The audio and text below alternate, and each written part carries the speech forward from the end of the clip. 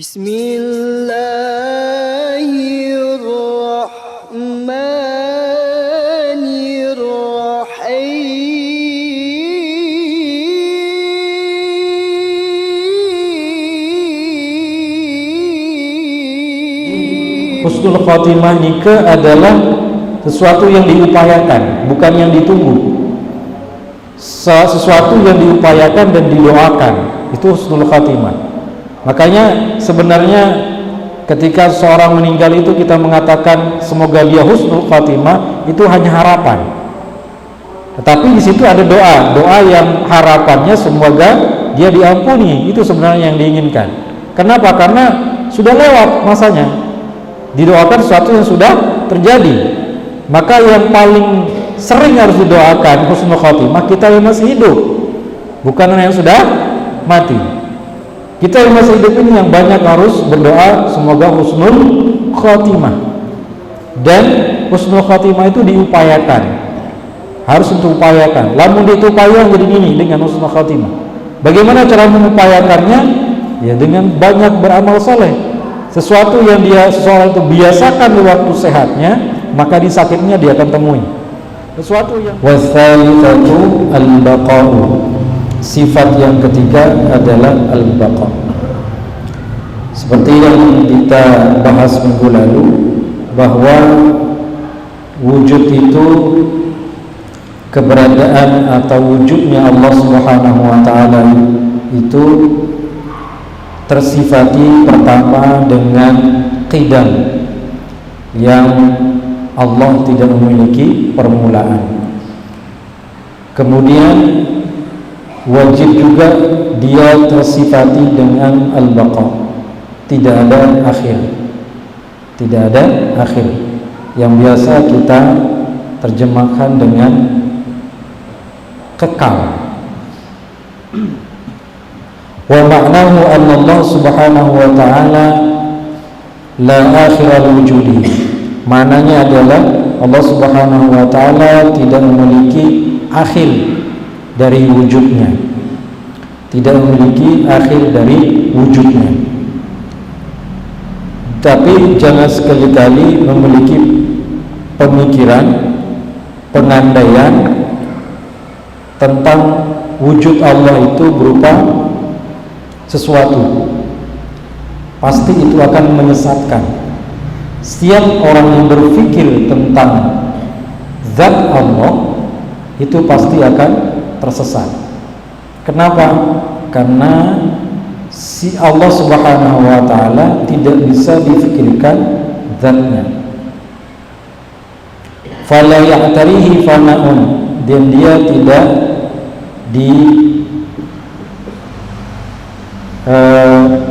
hampiri oleh sifat fana, ya, dia pasti tidak akan binasa. Fana itu artinya binasa atau hancur. Ada sifat fana, ya, ada sifat fana itu ketika seorang fana fillah, artinya seorang itu hancur, tidak ada sama sekali bentuknya di sisi Allah, maka orang itu sudah memiliki tingkatan zikir paling tinggi. Seseorang yang sudah tidak menganggap dirinya ada, ketika dia berzikir, dia sudah masuk ke dalam samudra zikirnya, maka ini disebut dengan fana fillah. Ada orang fana fi rasul, ketika dia baca salawat, maka yang ada dalam semua salawatnya itu adalah kehadiran Rasulullah, itu fana fi rasul. Ada juga fana fi syekh, ketika seorang kemudian dengan berwasilah menggunakan syekhnya, dia berzikir kepada Allah sehingga dia dibawa wujudiahnya itu menuju Allah Subhanahu wa ta'ala oleh syekhnya, itu namanya fana fi syekh. Tapi fana yang dimaksud di sini adalah kebinasaan yang ada pada zat Allah itu mustahil. Bal huwa mustamirul wujud, tetapi kemudian dia mustamirul wujud. Wujud Allah itu senantiasa ada. La yanqati'u wujuduhu, tidak pernah terputus wujudnya. Li'anna ma thabata lahul qidam wajaba lahul baqa. Karena sesuatu yang ditetapkan dengan sifat al-qidam, maka wajib dia tersifati dengan baqa. Wa yastahilu alaihi al-fana, mustahil bagi Allah Subhanahu wa taala itu hancur atau binasa. Wad dalilu ala dzalik, dalilnya adalah wujudu hadhil makhluqat, adanya seluruh makhluk ini. Kenapa di sini setiap pembahasan itu selalu diiringi dengan dalilnya adalah keberadaan makhluk ini? Itu sebagai dalil yang paling gampang untuk orang awam seperti kita. Makanya ini masih dalam pembahasan tauhid dasar. Kalau tauhid yang sudah masuk ke pembahasan lebih tinggi lagi, itu tidak akan dibahas lebih detail lagi, ya, lebih detail lagi, bertingkat-tingkat sampai kemudian pembahasan dalam tauhid itu menggunakan kitab-kitab babon, kitab-kitab besar, dan itu ya ibaratnya kita naik ke lantai atas itu ya harus lantai bawah dulu, nggak mungkin terbang langsung jauh lantai paling atas, ya, leman bawah dulu, jadi harus bersabar. Li'annahu law lam yakun baqiyan lakana faniyan, karena secara logika law lam yakun baqiyan, seandainya dia tidak baqi, tidak kekal, lakana faniyan, pasti dia binasa. Walau kana faniyan, seandainya dia binasa atau hancur, lajaza adamuhu, maka boleh pada zat Allah itu ketiadaannya. Kenapa? Karena dia tersifati oleh fani tadi, kehancuran, maka itu suatu hal yang apa? Mustahil. Walau jaza adamuhu lam tafa'anul qidam, seandainya kemudian dia boleh tersifati dengan ketiadaan, lan tafa'anul qidam, maka sifat qidam itu menjadi tiada, ya, terhapus sifat qidam itu. Walau tafa'anul qidam, kalau terhapus sifat qidam, lam yujad syai'un min hadhil makhluqat, maka tidak ditemukan, ya, tidak akan pernah ada sesuatu dari makhluk-makhluk ini. Jadi ciptaan itu tidak akan pernah ada. Kalau Allah Ta'ala berfirman, Allah dalilnya apa? Huwal awwal wal akhir, dialah yang maha awal, dialah yang maha akhir. Baru kita paham firman Allah ini setelah kita paham sifat wujud, qidam, baqa. Jadi lamun artian atau cuma diterjemahkan dengan terjemahan biasa, maka terjemahnya dialah yang maha awal, dialah yang maha akhir. Apa itu maksudnya? Setelah kita mengkaji sifat wujud, qidam, baqa ini, barulah kita paham makna daripada ayat ini. Jadi tidak semudah yang kita baca dialah yang maha awal, dia maha akhir, tidak ada perenungan di dalamnya. Seolah ketika kita baca ya selesai saja, nggak ada makna sama sekali. Padahal itu memiliki makna yang sangat mendalam. Wa qala aydan, berfirman Allah, kullu man 'alaiha fan, segala sesuatu yang ada di atas dunia ini fan, pasti akan hancur binasa. Wa yabqa wajhu rabbika dzul jalali wal ikram, yang pasti kekal itu wajhu rabbika dzul jalali wal ikram, adalah zat Tuhanmu yang maha jalal dan ikram, bukan wajah. Jangan sekali-kali kemudian menerjemahkan wajhu di situ wajah, kemudian membayangkan Allah itu punya wajah. Itu sesat dan menyesatkan. Jadi jangan mengikuti akidah yang mengatakan Allah itu punya wajah. Kalau Allah punya wajah, maka akan terbersih dalam pikiran manusia bahwa Tuhan itu memiliki sesuatu yang bisa dibatasi, yaitu wajah itu. Makanya kemudian wajah itu diartikan, diterjemahkan dengan zat Allah. Seperti kita bilang, inni wajjahtu wajhiya lilladzi, saya hadapkan wajahku, misalnya dalam sembahyang, inni wajjahtu wajhiya lilladzi fataras samawati wal ardh, saya hadapkan wajahku ke hadapan penguasa langit dan bumi. Apakah ketika sholat wajah kita saja yang sholat? Bukan, seluruh raga, jasmani dan jiwa kita yang sholat. Wajah di situ tidak dikatakan wajah, tapi maksudnya apa? Semua jiwa ragaku saya hadapkan kepada Allah Subhanahu wa ta'ala. Jadi jangan diterjemahkan ini wajah tu wajah, jadi saya hadapkan wajahku terus wajah aja yang sholat. Itu kan tidak benar pemaknaan seperti itu. Begitu juga ini. Wa qala aidan, berfirman Allah, kullu syai'in halikun illa wajhah. Setiap sesuatu itu halik, pasti akan hancur, illa wajhah, kecuali zat Allah. Jadi sekali lagi jangan mengartikan, menerjemahkan wajah di situ wajah. Kalau ada yang menerjemahkan wajah, berarti dia sesat. Dan itu banyak yang berkeliaran orang-orang seperti itu. Wa'lam annal baqa' alladhi huwa wajibun lillah. Ketahuilah bahwasanya baqa' yang dia Allah wajib tersifati dengan itu adalah lillah, pada zat Allah, pada zat Allah. Sekali lagi, sifat baqa' itu pada zat Allah. Wal baqa'u dzati, yaitu baqa' zat, baqa' zat.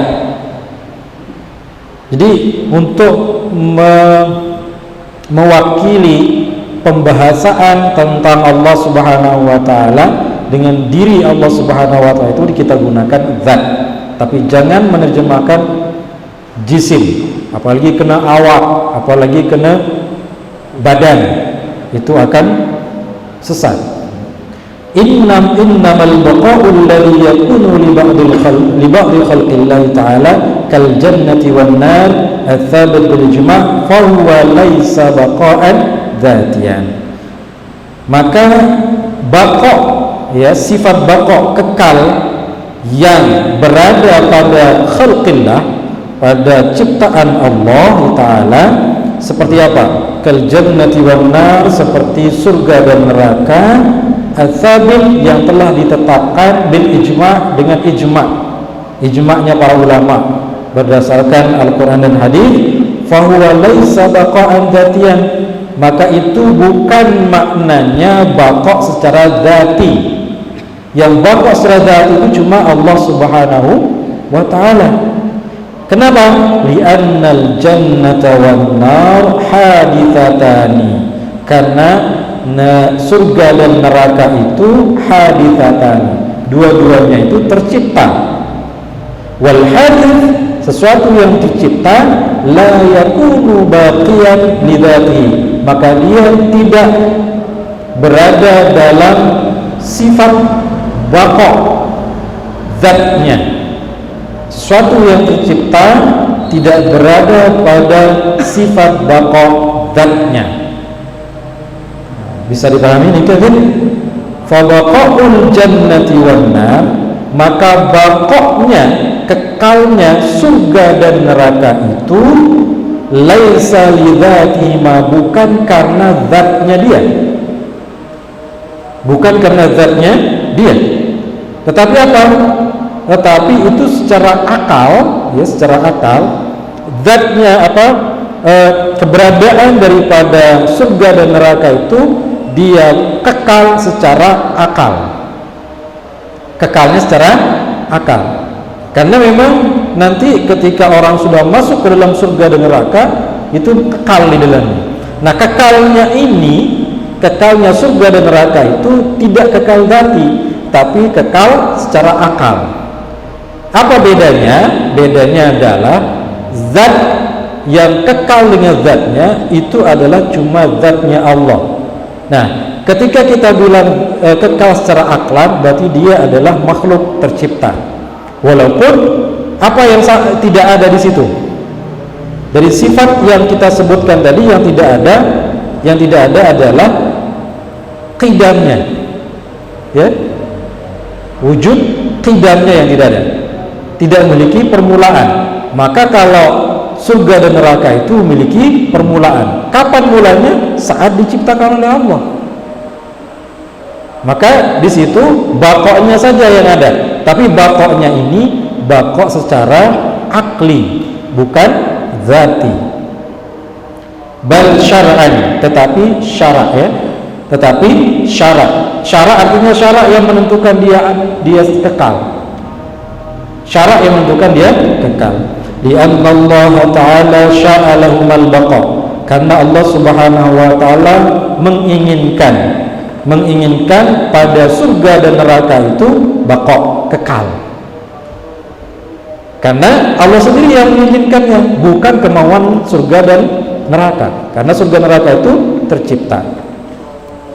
Nah, kita baca satu hadis, warawal Imam Ahmad wal Bukhari wa ghairuhuma.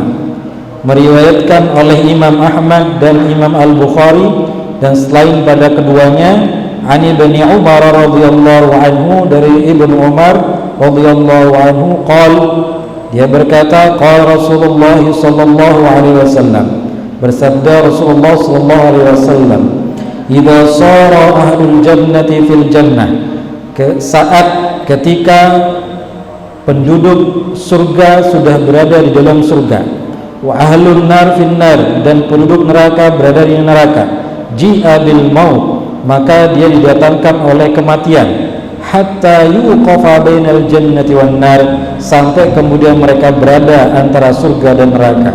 Thumma yudbahu, kemudian mereka dipenggal. Ini maknanya masih perlu dikaji ya. Maksudnya tidak ada kematian dua kali. Kematian cuma sekali. Dia mati dua kali, sekali dia mati. Jadi lema lamun tah mati buat hidup malik, dia mati malik. Itu yang diminta oleh siapa? Nabi Idris. Nabi Idris wah najaan malaikat maut. Coba dulu malaikat maut, karena baturan dari malaikat maut. Jadi lamun bau baturan ke malaikat maut bau cobaan. Yang kedua malaikat maut berhenti jelasan matimu. Non. Sakit lalu sarang matimu. Ini cobaan itu yang mekawan. Kan cuman waktu yang dibani. Semua itu ada perintah Allah. Itu adalah ketetapan Allah. Coba ngindin jadi sedia Allah coba. Memberdoa malaikat maut tizinan. Silakan. Lagu bareng arah catatan. Lalu suruh petulang enggak terusan. Oh bareng juga lagu kago jadi mandi sedia Allah. Akhir mencoba berembik cari sa paling halus takat out nyawa buntau. Nah itu sakit lalu tulakan ruhnya dikembalikan, sehingga kemudian Nabi Idris mengatakan sakit lalu berembik makan kasar lalu ndek kasar cara yang paling halus dulu darah halus sadar dulu lalu sakit lalu. Ketika malaikat maut sudah mau datang yang kedua kalinya untuk memang ajalnya Nabi Idris itu, memang ajalnya Nabi Idris itu, maka dia protes. Kullu nafsin dha'iqatul maut. Setiap yang bernyawa itu pasti akan merasakan kematian. Aku kidap mati. Jadi tidak perlu malik tersebut nyawa. Itu berdasarkan firman Allah. Itu kata Nabi Idris. Sehingga apa? Beliau diangkat ke Illiyin. Diangkatlah Nabi Idris itu berserta Nabi, raganya, jasmaninya menuju surga Illiyin, ya, berada di kejauhan sana di mereka Idris. Itu sejarah Nabi Idris. Aneh ya. Tsumma yunadi munadi, kemudian datang suara panggilan dari yang memanggil, ya ahlal jannah, wahai para penduduk surga, khuludun, kalian itu kekal, la mauta, tidak ada kematian setelah ini. Ya ahlan nar, wahai penduduk neraka, khuludun, kalian semua kekal juga di dalamnya, la mauta, tidak ada kematian setelah kalian mati dulu. Fazdada, kemudian bertambah apa? Ahlul jannati farahan, maka bertambah kegembiraan seluruh penduduk surga, senang lalu ila farahim, sampai bentuk kegembiraan yang tidak bisa digambarkan dengan kegembiraan di dunia. Berbagai kesenangan, apa paling senang, apa paling senengin, saksi paling membuat kita itu gembira. Lamun PNS petaik jabatan, taik napiaran, gaji, pangkat, senang gati ya, mau hadiah, mobil, wah senang. Tidak ada yang menyamai itu. Jadi kesenangan yang paling tinggi ketika seorang diumumkan masuk ke dalam surga. Wazdada ahlun nar hazna ila haznin. Sebaliknya penduduk neraka bertambah sedih dan kacau, kalut ya, sampai ujung kesedihan yang tidak bisa digambarkan. Qala ulama, berkata para ulama, fa yanbaghi 'alal mu'minil muqim, seyogianya bagi seorang mukmin yang meyakini bibaqaihi, dengan baqanya Allah Ta'ala, ayyukthira min dzikril maut, untuk memperbanyak mengingat maut, kematian. Tujuannya apa? Yasta'idda bil amalis salihati wat taubati minadz dzunubil mubiqah, untuk mempersiapkan diri dengan seluruh amal soleh dan taubat dari dosa-dosa al-mubiqah yang membinasakan. Fa'asa wahibul atiyah, semoga Allah Subhanahu wa taala pemberi segala pemberian, ayyarzuqahu, memberi dia, merezekikan dia husnal khatimah, akhir yang baik, indal maut, ketika menutup usia menjelang kematian, fi afiyatin, dalam keselamatan. Jadi husnul khatimah nikah adalah sesuatu yang diupayakan, bukan yang ditunggu. Sesuatu yang diupayakan dan didoakan, itu husnul khatimah. Makanya sebenarnya ketika seorang meninggal itu kita mengatakan semoga dia husnul khatimah, itu hanya harapan. Tetapi di situ ada doa yang harapannya semoga dia diampuni, itu sebenarnya yang diinginkan. Kenapa? Karena sudah lewat masanya. Didoakan sesuatu yang sudah terjadi. Maka yang paling sering harus didoakan husnul khatimah kita yang masih hidup, bukan yang sudah mati. Kita yang masih hidup ini yang banyak harus berdoa semoga husnul khatimah. Dan husnul khatimah itu diupayakan, harus diupayakan. Lamun diupayakan jadi ini dengan husnul khatimah. Bagaimana cara mengupayakannya? Ya dengan banyak beramal soleh. Sesuatu yang seseorang itu biasakan di waktu sehatnya, maka di sakitnya dia akan temui. Sesuatu yang dia biasakan ketika dia sedang sehat, maka saat akhir hayatnya juga akan seperti itu. Lamun girang ngaji, akhir hayat pasti ngaji. Lamun girang sembahyang, akhir hayat ikut sembahyang. Lamun girang, ya pokoknya akan girang pokoknya. Bisa tergirang, iya akhir hayat pasti. Kemudian kita banyak membaca ya Allah biha, ya Allah biha, ya Allah bi husnil khatimah. Ini harus sering dibaca gitu. Minimal habis subuh dan habis maghrib nika jangan dilewatkan doa yang mengatakan ya Allah biha, ya Allah biha, ya Allah bi husnil khatimah. Ya Allah, dengan ucapan la ilaha illallah, semoga ya Allah bi husnul khatimah, berikan kami husnul khatimah. Wa fil hikamil ata'iyah, dalam hikam Ibnu Athaillah, min alamatin najhi fi nihayatir ruju' ila Allah fil bidayah. Di antara tanda-tanda seorang itu akan selamat, maksudnya nujah itu selamat, sukses di dunia ini, di akhir hayatnya, ar-ruju' ila Allah fil bidayah, maka dia cepat kembali kepada Allah. Artinya bahwa orang yang kelihatan husnul khotimah itu sudah kelihatan penggitan. Insyaallah selaku nepok penggitan husnul khotimah. Saya rajin ngaji. Kenapa? Seseorang itu akan husnul khotimah itu kelihatan. Bagaimana dia awalnya ketika dia dalam keadaan lapang, luang, sehat, punya waktu, dia dalam keadaan apa?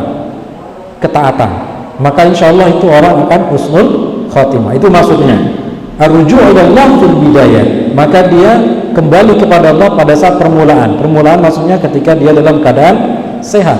Nah, lalu mutua sakit dia baru itu sadar ditman san dia telat lagu ya terhitung telat sebenarnya terhitung telat lagu ya tetap kita berharap itu yang terbaik. Kita lanjutkan keempat, warabi'atu mukhalafatuhu ta'ala lil hawadith. Sifat yang keempat adalah mukhalafatuhu ta'ala lil hawadith. Allah berselisih, Allah berbeda, Allah akan berlawanan sifatnya itu lil hawadith dengan yang tercipta. Atau terjemahan saya biasa dengar berbeda dengan makhluk. Itu terjemahan yang apa adanya ya. Di token nih masih jual setiap alam doang wa ma'naha, apa maknanya mukhalafatuhu lil hawadith? Wa ma'na annahu ta'ala laisa mumathilan li syai'in minha, bahwasanya Allah Subhanahu wa ta'ala tidak memiliki mumathilan, padangan, perbandingan li syai'in dengan sesuatu minha, ya, dengan sesuatu apapun dari syai' itu, fi dzatihi, baik pada zatnya, wala fi sifatihi, dan juga tidak pada sifatnya, wala fi af'alihi, dan juga tidak pada perbuatannya. Jadi semua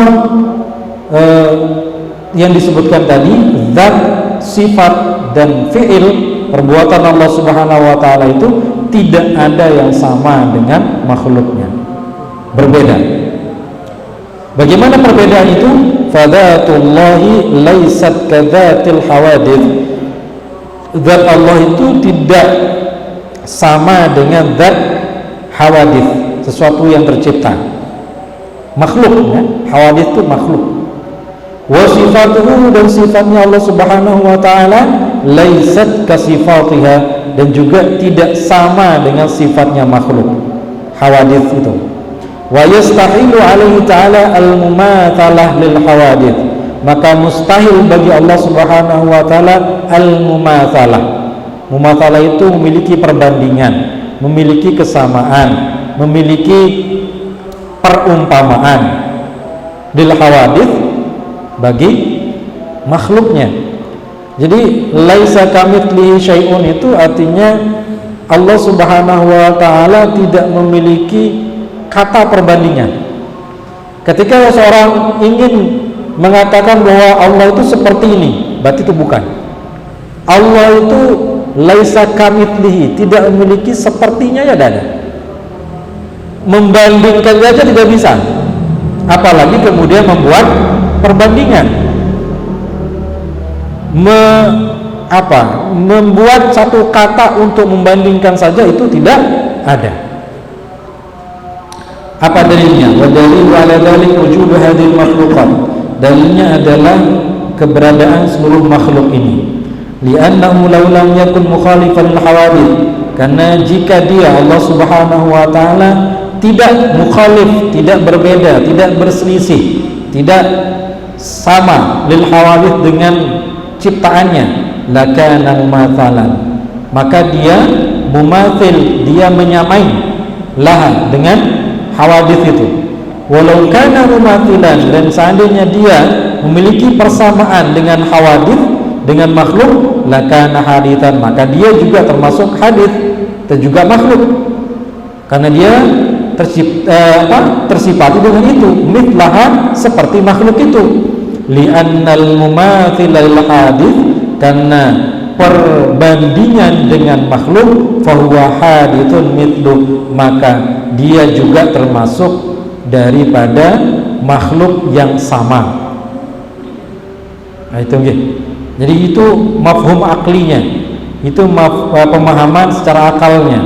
Walau kana hadithan, seandainya dia Allah Subhanahu wa ta'ala hadithan, dia tercipta, lam yujad syai'un min hadhil makhluqat, maka tidak akan ditemukan sesuatu apapun dari makhluk ini. Qala Allah Ta'ala, berfirman Allah Ta'ala, laisa kamitslihi syai'un wa huwas sami'ul basir. Laisa kamitslihi, tidak ada kesamaan. Ada kaf, ada mit. Kaf itu dalam bahasa Arab juga berarti seperti. Mitli juga berarti misal, seperti. Jadi dua kata ini ditaruh.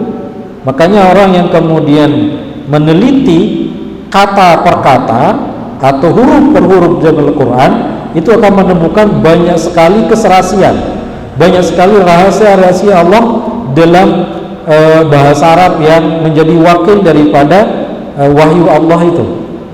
Ya, di sini disebutkan laisa kamitslihi, tidak ada perbandingan, tidak ada permisalan sedikit pun. Ya, syai'un, tidak ada yang menyamai dari sesuatu apapun. Wa huwas samiul basir, dia Allah itu maha sami', maha basir. Wa qala aidan lam wa lam yakul lahu kufuwan ahad, wa lam yakul lahu kufuwan ahad. Dan Allah Subhanahu wa taala baginya tidak ada kufuwan. Kufu itu kesamaan, perbandingan, sama dengan metal tadi. Makanya ada istilah lamun dengan mari sekace sekufu, kancen sak sejajar, sebanding, sepantar. Maksud sepantar misal pada entan wah kuliah, misal pada entan wah berpendidikan, pada entan dari segi kekayaan, misal itu sekufu. Tapi sekufu itu bukan syarat nikah, itu hanya napiaran, sesuatu yang bisa membuat seseorang itu tidak terlalu jauh berbeda antara suami dan istri. Nah, kufuwan ahad itu artinya tidak ada perbandingan sedikit pun dengan sesuatu pada Allah Subhanahu wa taala. Jadi lamun baca ayat atau surat Al-Ikhlas, Qul huwallahu ahad, itu akan mendatangkan makin kuatnya iman seseorang setelah dia mengkaji benar-benar tauhid. Maka ketika dia mengulang-ulangi Qul huwallahu ahad Allahus samad lam yalid wa lam yulad wa lam yakul lahu kufuwan, itu makin memantapkan imannya. Tapi catatannya setelah mengkaji tauhid. Namun dia kaji tauhid ya susah, dia paham soal. Pokok saya baca mau pahala doang. Nah, itu ini. Qala al-ulama, berkata para ulama, fayan bagi al-mu'min al-muqin, maka seyogianya bagi orang mukmin yang meyakini sifat bimukhalafatihi ta'ala al-hadith, sifat Allah Subhanahu wa taala dia berbeda dengan makhluknya, ayyuktsirat tasbih. Ya, ini hikmahnya.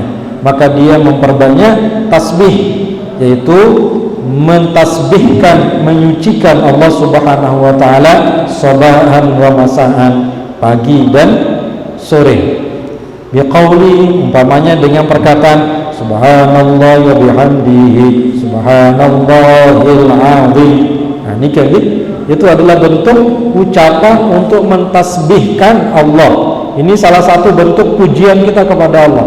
Lalu dengan baca, dengan merenungkan maknanya, dia sudah paham maknanya, maka dia membacanya dengan sangat enteng dan nikmat. Lamun dengan dipaham ya baru bagus betul. Allah, ngone ini. Kenapa enggak paham? Maka insya Allah jemaah pengajian bajang sahadir itu paham dengan subhanallah bihamdihi subhanallahil azim, itu akan makin mantap mengucapkannya. Ketika kita makin mantap mengucapkannya, maka iman kita makin bertambah. Seorang yang makin tambah imannya, maka Allah Subhanahu wa taala cepat mengabulkan apa yang dia inginkan. Wal maknanya apa? Unazzihullahu amma la yaliqu bihi min kulli nafsin. Aku mentasbihkan, menyucikan Allah Subhanahu wa taala amma la yaliqu, dari sesuatu yang tidak layak baginya, min kulli naqsin, dari sifat-sifat yang naqs, sifat-sifat yang kekurangan, sifat cacat, ya. Wa ahmaduhu bi jami'il kamalat, dan aku memujinya dengan seluruh bentuk pujian kesempurnaan. Nah, ini apabila kita sudah mengimani dan memahami mukhalafatuhu lil hawadith. Baik, ini ke tambahan sedikit ya, teguh panjang Allah. Insyaallah di pembahasan di waktu-waktu yang lain. Qiyamu binafsi ini ke cukup panjang nih, ada banyak hadis yang dinaikkan. Tiang ingin sampaikan bahwa di dalam mukhalafatuhu lil hawadits itu ada kita membahas tentang benda. Searang benda ini berarti sesuatu yang tercipta. Itu yang disebut dengan syai'. Kata syai' yang di dalam Al-Quran itu disebut benda. Dan sesuatu yang disebut benda itu adalah tercipta. Dan semua baik itu makhluk hidup maupun makhluk mati, ya, benda hidup, benda mati maupun makhluk hidup itu disebut syai'. Secara general kita bisa mengatakan benda, benda. Nah itu benda itu memiliki sifat atau materi lah, gampang lah kita sebut kita materi, jangan usah benda lah, materi. Nah materi itu ada dua macam. Ada materi yang tidak mungkin dibagi-bagi, ada materi yang tidak mungkin dibagi-bagi. Itu dalam bahasa Arab disebut jauharul fard. Nah, mungkin susah paham. Yang kedua ada benda yang masih bisa terbagi. Nah, benda yang bisa terbagi ini itu dibagi lagi. Ada namanya latif, lutf, sesuatu yang halus. Sesuatu yang halus itu tidak bisa diraba, tapi ada dia. Mana contohnya? Cahaya. Cahaya itu ada, tapi tidak bisa diraba. Gelap itu ada, tapi tidak bisa diraba, dirasakan tidak bisa. Udara itu ada, tapi tidak bisa digenggam. Ruh juga ada, tapi kita tidak tahu di mana dia berada. Ruh kita ada, tapi pasnya di mana adanya? Oh, di kerongkongan. Sehingga kalau kita gorok sapi itu kan kerongkongannya dipotong. Apakah nyawa itu di situ? Ruh itu di situ? Gak mungkin. Kenapa? Bisa aja itu cuma jalan kita untuk memutus kehidupan dia. Masalah ruh itu adalah milik Allah Subhanahu wa Ta'ala. Ada juga namanya benda itu yang kasar, bisa kita raba. Seperti apa? Seperti jasad kita ya. Seperti jasad kita ada batu, tanah, semua yang benda-benda ini namanya benda kathib, sesuatu yang bisa kita raba. Nah, kemudian sifat materi itu tidak terlepas dari pertama. Sifat materi itu dia diam dan bergerak. Diam atau bergerak. Tidak ada materi yang diam sekaligus bergerak. Nanti kita akan pahami nanti ketika kita bahas sifat wahdaniyah. Tidak ada materi yang sifatnya dua sekaligus. Dia bergerak sekaligus diam. Itu suatu yang mustahil. Yang kedua, ada setiap materi itu memiliki arah atas, bawah, kiri, kanan, samping. Ini pasti ada. Itu sifat benda, sifat materi. Kemudian setiap materi atau benda itu berwarna, ya, berwarna. Yang keempat, setiap materi itu pasti berada di ruang atau tempat. Tempat yang paling besar mungkin misal masjid nikah. Di dalam masjid ini ada tiang-tiang, ada tembok-tembok. Kemudian setelah itu diisi oleh manusia. Ada di dalamnya berbagai macam benda. Itu di dalam masjid. Nah, masjid nikah dia di mana? Ternyata masjid itu ada di lingkungan gubuk masjid. Berarti ini kan dia ada di gubuk masjid. Nah, gubuk masjid ini ada di dalam wilayah Desa Resungaya dan seterusnya. itu memiliki apa? Ruang dan waktu, ruang yang tidak bisa dilepaskan dari tempat. Dan itu adalah sifat daripada benda. Dan kemudian yang terakhir, yang kelima, benda itu selalu memiliki perubahan. Ya, memiliki perubahan. Dia bisa panas, bisa dingin, bisa berpengaruh hal yang lain di sekitarnya, itu selalu berubah. Dia bisa kecil, bisa besar, bisa kemudian berpindah tempat dan sebagainya, itu perubahan. Dan yang terakhir, setiap benda itu memiliki permulaan. Kapan adanya masjid ini? Sejak dibangun. Kapan adanya kita ini? Sejak dilahirkan, dan seterusnya. Dan ini sifat benda, dan semua sifat-sifat benda ini tidak ada pada Allah Subhanahu wa ta'ala, sehingga tersifatilah dia dengan mukhalafatuhu lil hawadith. Kalau ada apapun jenis teori yang mengatakan bahwa Allah itu sama dengan makhluknya, berdasarkan apa yang sudah kita bahas tadi, berarti itu adalah salah alias sesat. Dan mungkin kita mengatakan Allah itu punya wajah, ya, dengan mukhalafatul hawadith, maka dia akan terbantahkan dengan sendirinya. Dan mungkin kita mengatakan Allah itu punya tangan, sekalipun dalam Al-Quran ada kata tangan, ada kata wajah, ada kata rijl, kaki, tapi semuanya itu tidak bisa diartikan, dimaknakan dengan semua sesuatu yang ada pada makhluk.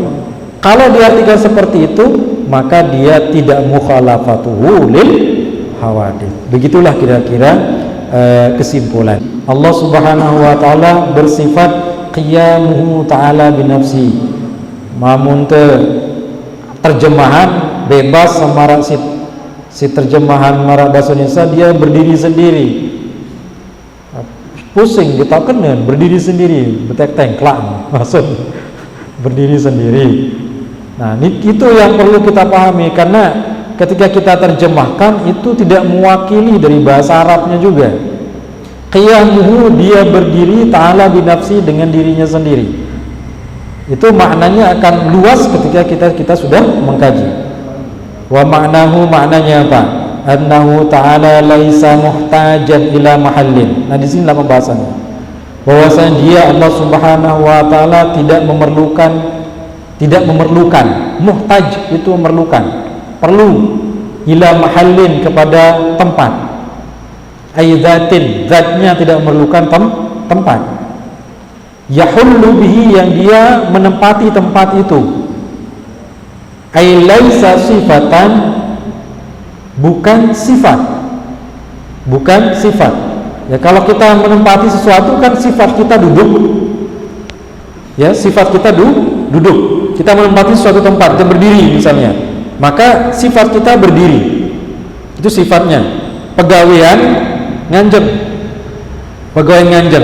Dan itu pasti akan membutuhkan tempat berdiri, dan ada ruangnya. Itu sudah pasti. Walaisa muhtajan ila mujid. Yang kedua, makna qiyamuhu binafsi itu, yang pertama tadi apa?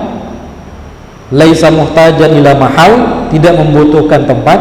Walaisa muhtajan ila mujid, dan dia tidak membutuhkan mujid, pencipta. Yujidu, yang menciptakannya. Dia tidak membutuhkan yang mengadakannya. Di sini maksudnya yang menciptakan bisa jadi menciptakan secara zat juga. Kita ada karena ada orang tua kita. Ara dengan toa, tara ina amat butara. Ini bisa masuk ke dalam mujid, pencipta. Kenapa? Dengan sebab dia kita ada. Seandainya dia tidak ada, kita tidak ada. Itu bisa masuk ke dalam makna seperti itu.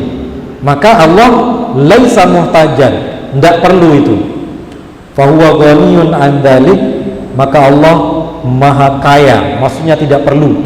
Seorang ghani, kaya nike makna hakikinya adalah tidak perlu.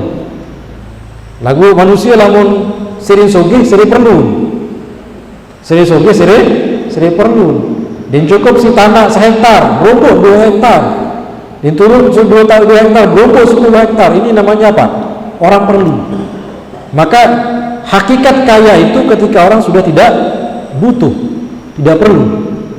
Dik butuh, tebing emas sekarung, dik butuh. Itu apa? Berarti dia orang kaya. Itulah hakikat orang kaya. Makanya kalau kita dengar misalnya nonton film Wali Songo misalnya, ada Napiaran Sunan Kalijaga merubah Napiaran apa itu kerikil menjadi emas. Itu beneran ada atau tidak? Iya, beneran ada. Nyata atau tidak? Iya, nyata. Bisa atau tidak? Bisa. Kenapa? Karena berdasarkan hadis yang mengatakan bahwa Allah akan menjadi apapun kemauan daripada seseorang yang sudah menjalankan perintah dan sunnah-sunnahnya. Posisi milik, Allah akan melaksanakan apa yang dia mau. Tetapi orang-orang ini takut ya mau enggak, takut bahwa itu hanya itu yang dia dapat. Makanya lamun para wali Allah yang sudah tinggi itu tidak mau lagi hal-hal seperti itu. Itu materi itu tidak penting. Yang penting adalah Allah Subhanahu wa ta'ala. Jadi hakikat itu ketika seorang sudah bisa mendapatkannya, maka semua materi itu tidak bernilai pada mereka. Jadi lamun masih terlalu membangga-banggakan baling, kepeng benang, itu masih tarafnya seperti itu. Itu tidak goni, tidak kaya. Wa yastahilu alaih, dan mustahil bagi Allah Subhanahu wa ta'ala alla yakuna qa'iman bi nafsihi. Dia mustahil bagi Allah alla yakuna qa'iman bi nafsihi, tidak qa'im bi nafsihi, dia berdiri dengan sendirinya. Wa ma'nahu, apa maknanya? Ayyakuna muhtajan ila mahallin aw mujid, maka maknanya dia memerlukan kepada tempat dan pencipta. Ta'ala an dzalik uluwan kabira, maka Allah maha tinggi, maha kaya atas segala sesuatu yang ada seperti itu, dengan uluwan kabira, dengan ketinggian yang tiada batas. Wa dalilu ala dzalik wallahu subhanahu wa ta'ala alam. Oke, mudah-mudahan insyaallah kesambung di pertemuan selanjutnya. Mudah-mudahan bisa kita bahas satu kali pertemuan lagi untuk kita bahas di masjid kita ini. Kalau tidak ada yang disampaikan, insyaallah ini cukup untuk malam ini. Mudah-mudahan kita tetap dalam keadaan sehat afiat, dan kita terus semangat. Hari Pahlawan 10 November, mudah-mudahan dengan semangat pahlawan kita juga termasuk orang-orang yang menjadi pahlawan nanti pada saatnya. Amin ya rabbal alamin.